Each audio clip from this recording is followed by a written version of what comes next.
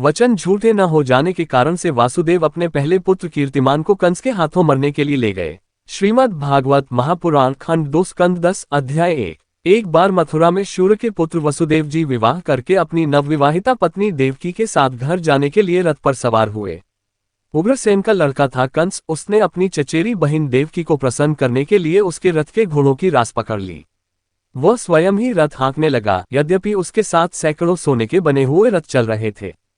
मार्ग में जिस समय घोड़ों की रास पकड़कर कंस रथ हाँक रहा था, उस समय आकाशवाणी ने उसे संबोधन करके कहा, अरे मूर्ख, जिसको तू रथ में बैठाकर लिए जा रहा है उसकी 8वें गर्भ की संतान तुझे मार डालेगी।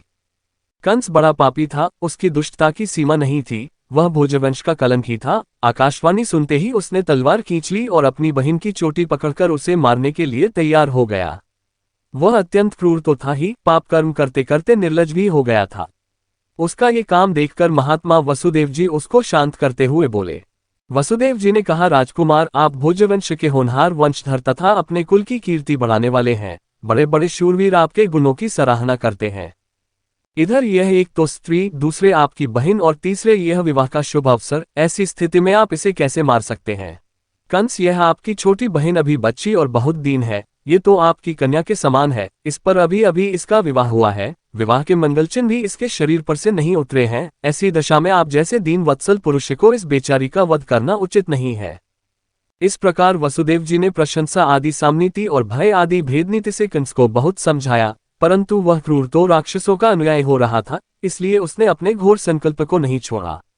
वसुदेव जी ने कंस का विकट हठ देखकर यह विचार किया कि किसी प्रकार यह समय तो टाल ही देना चाहिए। तब वे इस निश्चय पर पहुंचे, बुद्धिमान पुरुष को जहां तक उसकी बुद्धि और बल साथ दे, मृत्यु को टालने का प्रयत्न करना चाहिए। प्रयत्न करने पर भी वह न टल सके तो फिर प्रयत्न करने वाले का कोई दोष नहीं रहता। इसलिए इस मृत्यु रूप कंस को अपने पुत्र दे देने की प्रतिज्ञा करके मैं इस दीन देवकी को बचा लूं।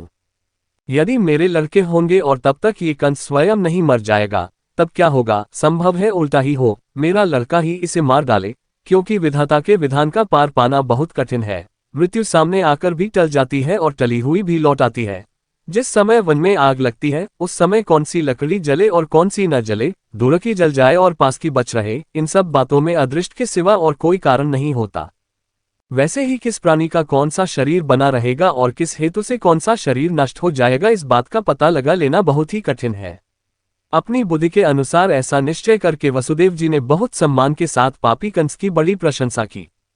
कंस बड़ा क्रूर और निर्लज था, अतः ऐसा करते समय वसुदेव जी के मन में बड़ी पीड़ा भी हो रही थी। फिर भी उन्होंने ऊपर से अपने मुख कमल को प्रफुल्लित करके हंसते हुए कहा। वसुदेव जी ने कहा, सौम्य, आपको देवकी से तो कोई भय है नहीं, जैसा कि आकाशवाणी ने कहा है, भय है पुत्रों से, सो इसके पुत्र मैं आपको लाकर सौंप दूंगा।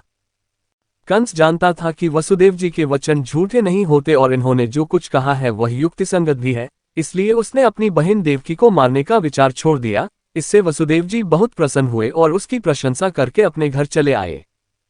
देवकी बड़ी सती साध्वी थी, सारे देवता उसके शरीर में निवास करते थे। समय आने पर देवकी के गर्भ से प्रतिवर्ष एक एक करके 8 पुत्र तथा 1 कन्या उत्पन्न हुई। पहले पुत्र का नाम था कीर्तिमान। वसुदेव जी ने उसे लाकर कंस को दे दिया। ऐसा करते समय उन्हें कष्ट तो अवश्य हुआ, परंतु उससे भी बड़ा कष्ट उन्हें इस बात का था कि कहीं मेरे वचन झूठे न हो जाए। क्या अपने वचनों का मूल्य अपनी संतान के जीवन से बढ़कर होता है?